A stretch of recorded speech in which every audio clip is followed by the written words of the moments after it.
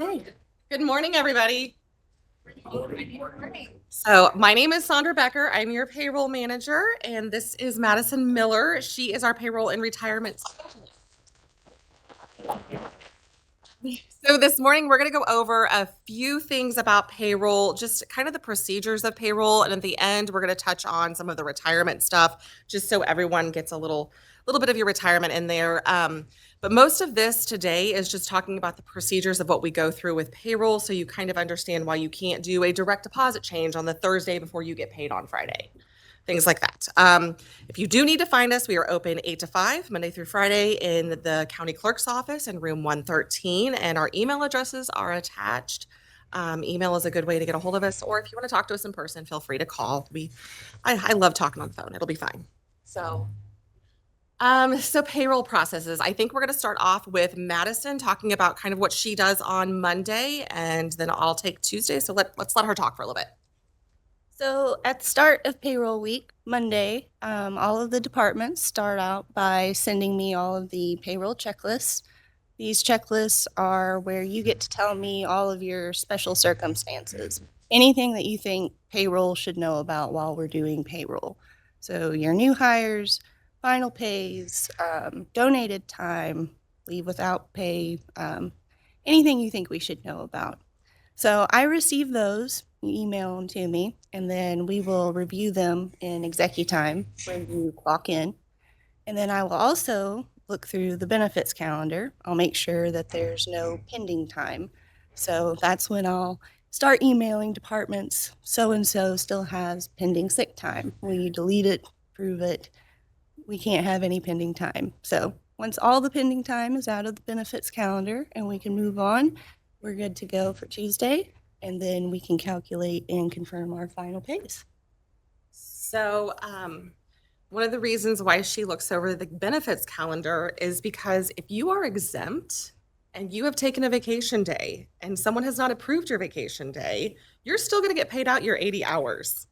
And your vacation day is never going to leave your bank. So I have no way of knowing that your bank is correct unless someone approves that vacation day and removes it from your bank. So essentially, you would just be getting paid 80 hours every pay period, and you would have unlimited amount of vacation and sick time eventually. So she's great at making sure to email people for that benefits calendar and letting you know to either approve, delete, or deny your time. So again, confirming final pays. Those are people who are leaving your department. They're moving out. They pay them out for their sick time, their vacation time, whatever they're getting paid out. If they have uniform allowances, things that they may owe back for the sheriff's department, we'll pay them out that final pay. On Tuesday, so at this point, you guys should have already confirmed all of your times are correct. And then you will send the payroll checklist to us, and we will export that time from ExecuTime into Eden. So these two systems are talking to each other, and now everything gets locked in ExecuTime. You can't make changes anymore. And after I've locked it, I'll export it into Eden. And then all of your time is now in Eden, our payroll system. We will go through each department and we will manually process all of the stuff she was talking about on those checklists. Any of that donated time, we'll look to see if you have a leave without pay. Anything from the final pays that you've said, a new hire, I'll look and it'll say new hire started on this date and this is how much they're going to get paid. Well, even though HR may put in your pay rate, I'll look to make sure that that pay rate is correct, and we kind of team with that. Suspend sick and vacation accruals. So if you have over 8 hours of unpaid time or donated time, you will not accrue your sick and your vacation. You accrue beginning 4 hours sick, 4 hours vacation if you're a new hire. On the third pay periods, which we have 2 a year, you won't accrue anything. And then, of course, the longer you're here, the more you will accrue. But if you have, let's say you've gone on vacation, it's approved by your supervisor, and you have 16 hours of unpaid time because you just didn't have it in your bank, then you won't accrue for that pay period. So we look over everybody's accruals. Leave without pay, we're going to get into that more a little later, but that's mostly for loggers purposes. We have to report that you're on a leave without pay. So we're going to talk about that in a different side about leave without pay and unpaid time and the difference. And then really Tuesday at 5 PM is your deadline for payroll changes. So if you have a direct deposit change, or if maybe you forgot to put someone's vacation day in the calendar and your employee needs a vacation day, whatever may happen for those in those payroll changes, you need to make sure you have it in by Tuesday at 5 PM, ideally. Not going to say we can't make changes on Wednesday because we can, but at some point Wednesday, it's going to go to the bank and we don't have time anymore. So Tuesday at 5 PM is your ideal changes for any payroll changes. So that means if you decide to close down your bank account, and this happens on the Wednesday and payroll is already submitted, it will go through and you don't have a bank account that money is going to hit. So these are the reasons why these days are in place. Madison again is going to talk about Wednesday a little bit. So Wednesday is the day that we balance all of payroll. That's the goal. And once we believe payroll is balanced, then we will send it off to the auditor and human resources. And once they've had time to look it over and everyone agrees, we move on by submitting it to the treasurer.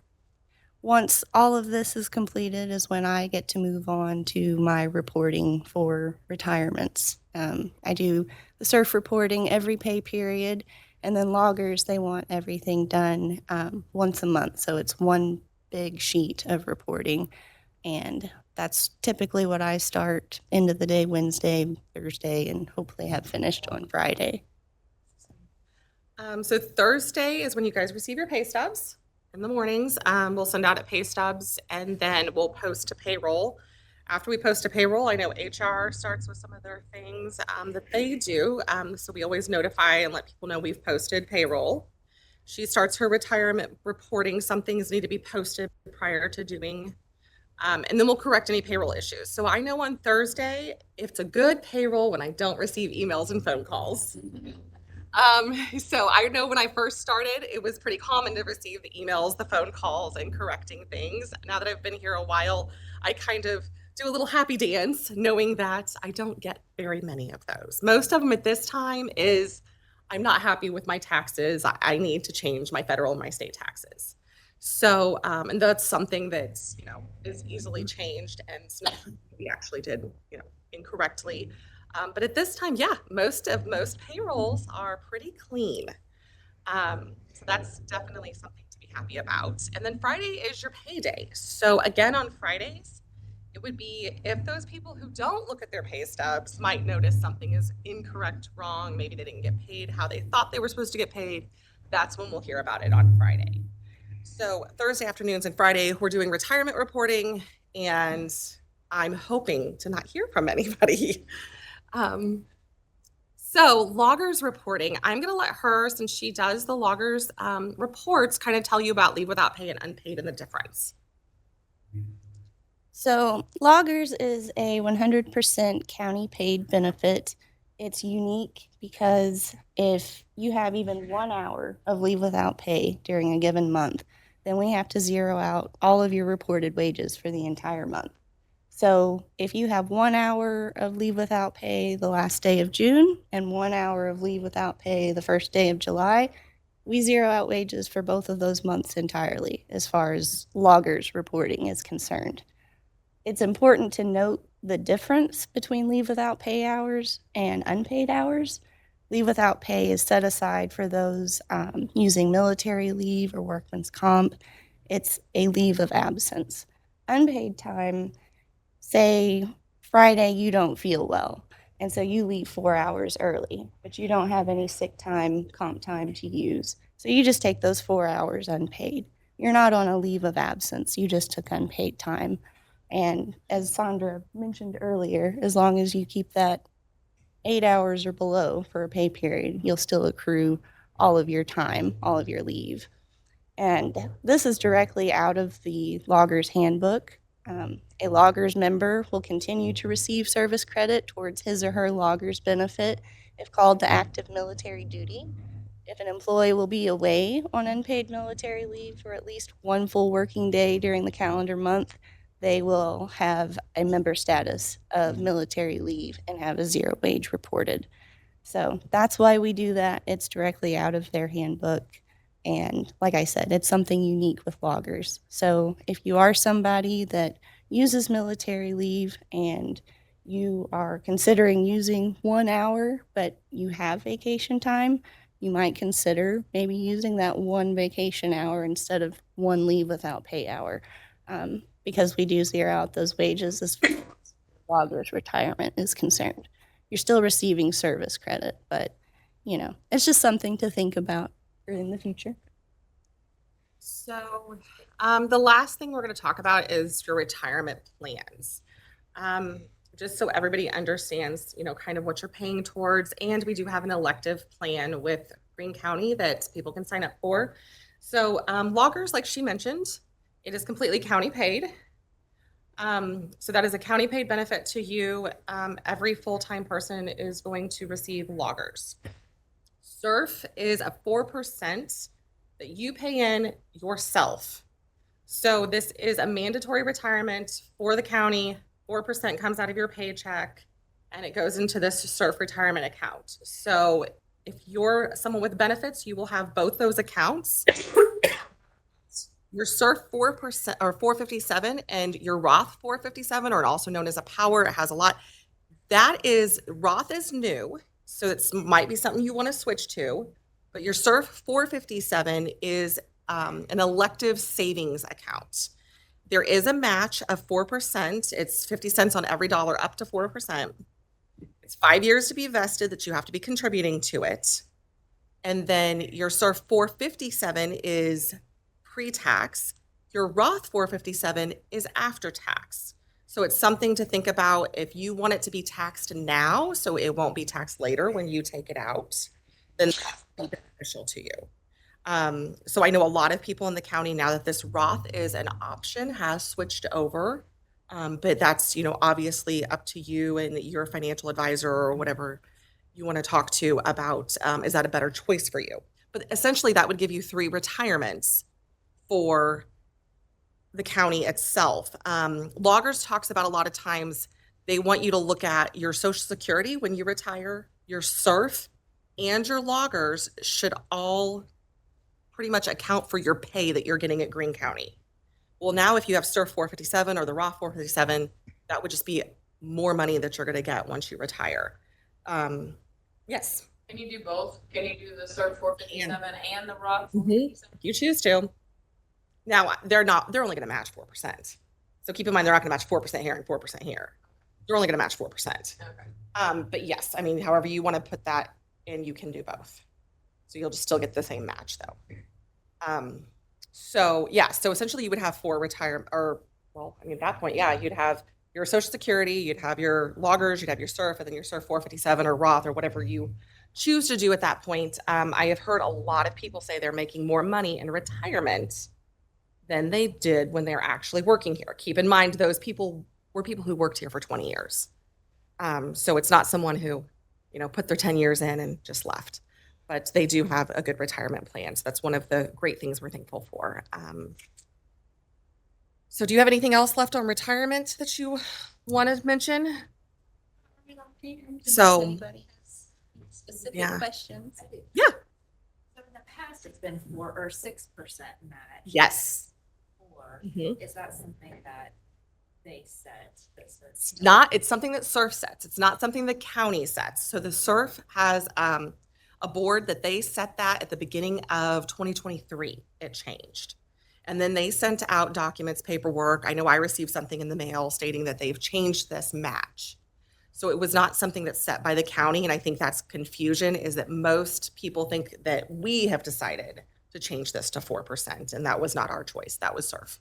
Do they review it every year? So they do. They review it every year. And then they've continued in 2024 to keep it at the 4% match. And I mean, maybe eventually it'll go back up to 6, but we have no control over that. So yeah. Any more questions? Yes. I actually have a paper up here to sign up if you want to switch. If you want additional information, I can email you some additional information, but this has a lot of information on it. It's the same as the, SURF 457 is. It's just now it's, after tax. It's the money now instead of later. So I think I have a flyer that's all. yeah, I think we have And we have a contact, because there's a new contact with SURF, Ben Harris. So, yeah. Anybody else? Yes. You know, if I can roll over an existing Roth IRA. So we don't personally do that, but we can get you in contact with Ben Harris. So if anybody is coming from an outside employer to Greene County and they have a retirement they want to roll over, you can do that into a 457, yes. And they will help you directly with that. And you will actually end up rolling the money over to them. And then you'll just have that sitting in your SURF savings account. So, yes. Just to say that one more time, you said that the SERF's taxed at the end at withdrawal and the Roth is taxed now? So no. So your SURF 457 is pre-tax. You will not, it will go into that savings account, not being taxed. Okay. The Roth is going to be taxed now. We will take the taxes out now. So if you go to Roth, then eventually when you do retire and you withdraw that money, it should already have been taxed and you should be fine. Anything else? Okay. I just want to say that you all do an awesome job and thank you for the incredible customer service that you all Thank you. I just want to say that I enjoy when you leave candy on my desk. I came in the other morning to candy on my desk and a direct deposit change, and I thought, who gave me I feel candy? guilty because I need stuff all the time. Yeah, the direct deposit change, there was a note saying there was a direct deposit change, like locked up, ready for me. And then there was candy, and then I thought, well, okay. And I didn't know that they went together, but I found out later they went together. Thank you so much. Thank you. Anything else, guys? Okay. Okay. I think we're good. Okay.